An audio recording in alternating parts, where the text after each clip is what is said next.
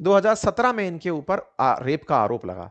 पता चला कि आप के पड़ोस में रहने वाली एक लड़की जो इनसे कभी जॉब मांगने गई थी, उसके साथ इन्होंने रेप किया। 17 साल की लड़की।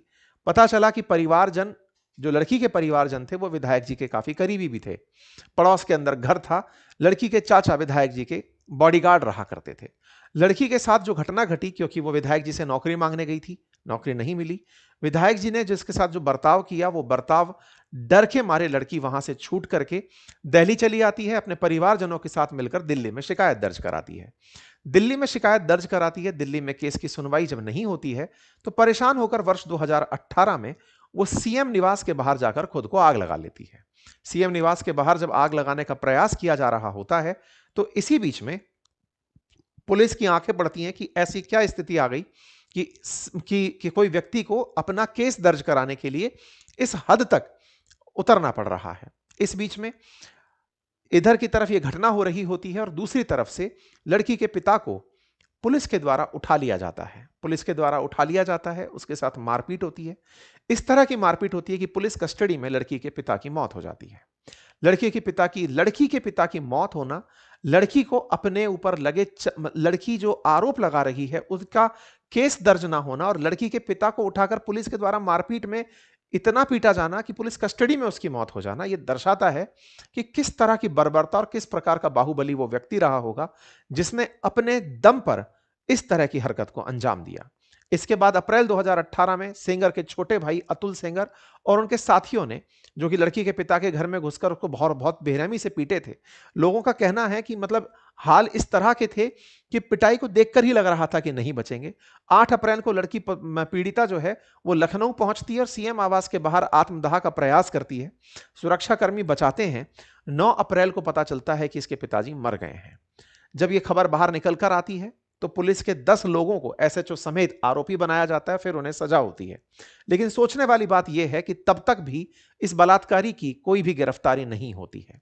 कुलदीप सेंगर 12 अप्रैल 2018 तक, जबकि लड़की के पिता मर चुके हैं, लड़की खुद को जलाने के लिए प्रयास कर चुकी है, सेंगर की गिरफ्तारी नहीं हुई होती है। इसके बाद सरकार के खिलाफ, योगी सरकार के खिलाफ प्रोटेस्ट शुरू होते हैं। पुलिस कॉप के ऊपर बड़ा सवाल खड़ा होता है, पुलिस कर्मियों के ऊपर, कि किस तरह की पुलिस है जो बलात्कारी खुलेआम घूम रहा है और जिसने शिकायत की है उसके पिता को मार दिया गया है। वो जो लड़की जिसके साथ ये दुर्घटना घटी है, उसे खुद को जलाने तक की नौबत आ गई है कि मेरी बात तो सुन लो। फाइनली फिर सीबीआई इस केस को अपने हाथ में लेती है। सारे घटनाक्रम के बाद में जब मीडिया इस बात को पूछने के लिए पहुंचती है सेंगर के पास, तो सेंगर कहते हैं कि साहब मैंने तो कुछ किया ही नहीं। लेकिन फाइनली 13 अप्रैल को जाकर 2018 में ये गिरफ्तार होते हैं। ये इधर गिरफ्तार होते हैं, लेकिन उधर की तरफ वर्ष 2000 के अंदर का एक मामला, जिसमें तमंचा दिखाकर धमकाने के मामले में लड़की के चाचा को गिरफ्तार कर लिया जाता है। ये बिल्कुल बाहुबली अंदाज में होने वाली वो किसी फिल्म से कम नहीं है, जिसमें दिखाया जाता है कि कैसे पावरफुल लोग अपने खिलाफ खड़े लोगों को हर तरह से तोड़ने मोड़ने का प्रयास करते हैं। लड़की अपने पिता को खो चुकी थी। चाचा, जिनके ऊपर आरोप था, चाचा कभी विधायक के ही बॉडीगार्ड थे, उन पर आरोप था कि इन्होंने 2000 के अंदर किसी को तमंचा दिखाया था। पुराने मामले में पुलिस उन्हें उठा लेती है। और विधायक सेंगर की गिरफ्तारी के कुछ महीने बाद अदालत को यह बताया जाता है कि चाचा जब दिल्ली में है, तो उन चाचा को भी उठा लिया जाता है, चाचा को गिरफ्तार कर लिया जाता है। इसी बीच में धमकियों का सिलसिला जारी रहता है। लड़की इस बीच में दिल्ली आ जाती है। दिल्ली में आकर के अपनी शिकायतें दर्ज कराती है। सारी चीजें वो अपने स्तर पर कर रही होती है। 28 जुलाई 2019 को रायबरेली के अंदर एक तेज रफ्तार ट्रक उस कार को टक्कर मार देता है जिसमें पीड़िता, उसके वकील और चाची यात्रा कर रहे होते हैं। यह बड़ा ही सोचने की बात है कि यह घटना जिस समय पर लड़की अपने पिता को खो चुकी है, चाचा को जेल भेज चुकी है, शिकायत करने के लिए अब उसके पास घर में महिलाएं बची हैं, महिलाएं हैं, खुद है और वकील हैं, साथ जा रहे हैं। एक अज्ञात नंबर का ट्रक आता है, कार को टक्कर मारता है, नंबर प्लेट पर कालिख पुती होती है। देखकर साफ पता चल रहा होता है कि यह प्रयास भी जानबूझकर किए गए प्रयासों में से है। इस प्रयास को देख करके ही कानून पर से और गुंडा राज पर, कानून पर से विश्वास उठता हुआ और गुंडा राज का प्रभाव साफ साफ दिखाई देता है। लोगों के अंदर रोष टूट पड़ता है। उन्नाव के अंदर इस तरह की जो घटना होती है, इसके अंदर सर्वाइवर की मदर ने सीधा सीधा कुलदीप सेंगर के ऊपर आरोप लगाया। सुप्रीम कोर्ट के चीफ जस्टिस को इस मामले के अंदर फिर इंटरफेयर करना पड़ा, जिसके चलते इस मामले की सुनवाई 30 हजारी कोर्ट के अंदर की जाना शुरू होती है। जब ये जानकारी शुरू होती है, जब ये सारी जानकारी शुरू होती है, कुलदीप सेंगर को इसके बाद में 30 हजारी कोर्ट के अंदर दोषी ठहराया जाता है। 21 दिसंबर 2019 को उसे आजीवन कारावास की सजा सुना दी जाती है। मतलब इसे सजा सुनाए जाने से पहले लड़की का पिता, लड़की का चाचा, लड़की का पिता जान खो बैठा है, लड़की के 2 परिवारजन जान से हाथ धो बैठे हैं, चाचा जेल चला गया है, तब जाकर के इस व्यक्ति को आजीवन कारावास की सजा सुनाई जाती है 2019 में। 2019 में पीड़िता के पिता की हत्या के मामले में भी कुलदीप सेंगर को दोषी पाया जाता है। 10 साल की सजा सुनाई जाती है और 10 लाख रुपए का जुर्माना लगाया जाता है। साहब, ये सारी घटनाएं चल रही होती हैं, ये हेडलाइंस बनती हैं, पुलिस के रिपोर्ट्स में ये निकल कर आता है कि हाँ, यही व्यक्ति रेपिस्ट था, इसी ने ही मरवाया था। पार्टी इसे बाहर निकाल देती है।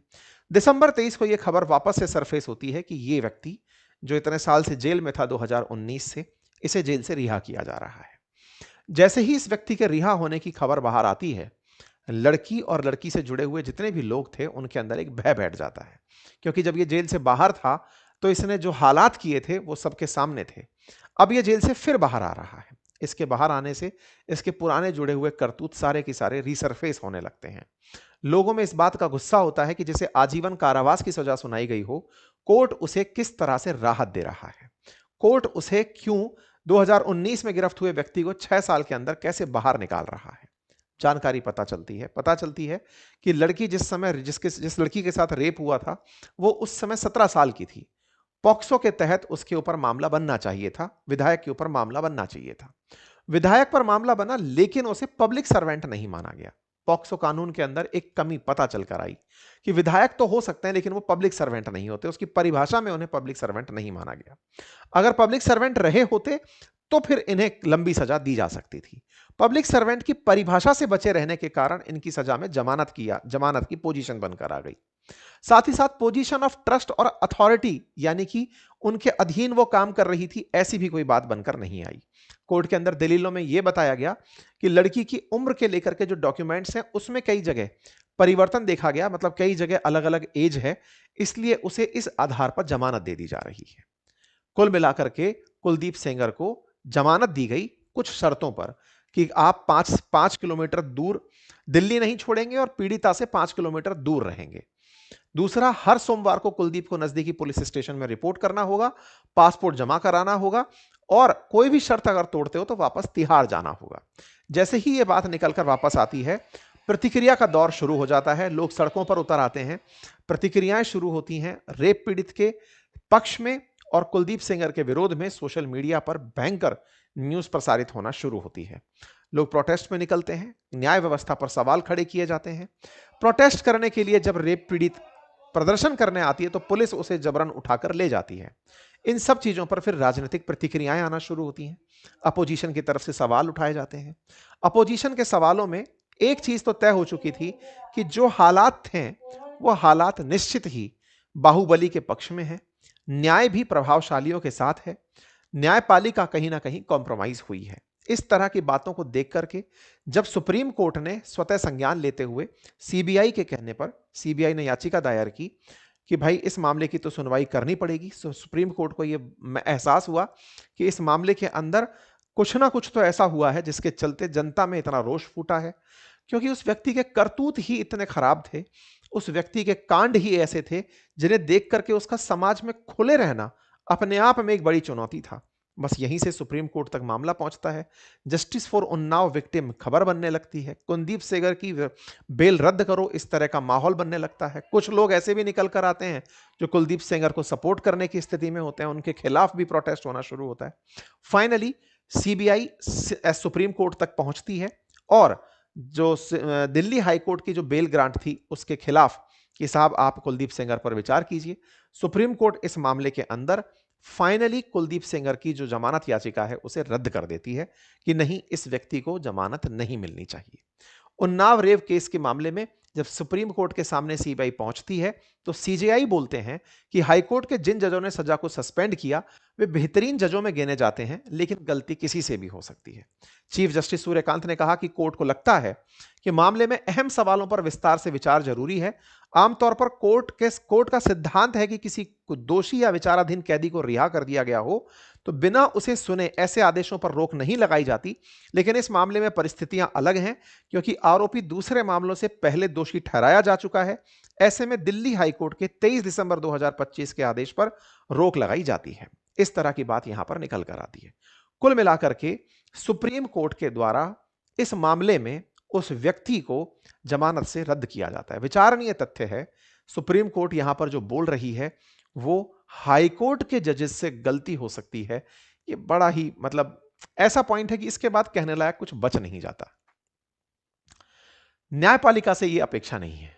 आप कहेंगे कि सर सुधार का मौका सबको मिलता है, हाईकोर्ट की गलती को सुप्रीम कोर्ट इस तरह कह करके निकाल ले जाए, अच्छा नहीं लगता। खैर, सुप्रीम कोर्ट का अपना तर्क है और इसी बीच में फाइनली पीड़िता को जब यह न्याय की खबर मिलती है तो उसके अंदर इस बात का रोना होता है कि कितनों को खोया और न्याय के लिए कितना संघर्ष करना पड़ा।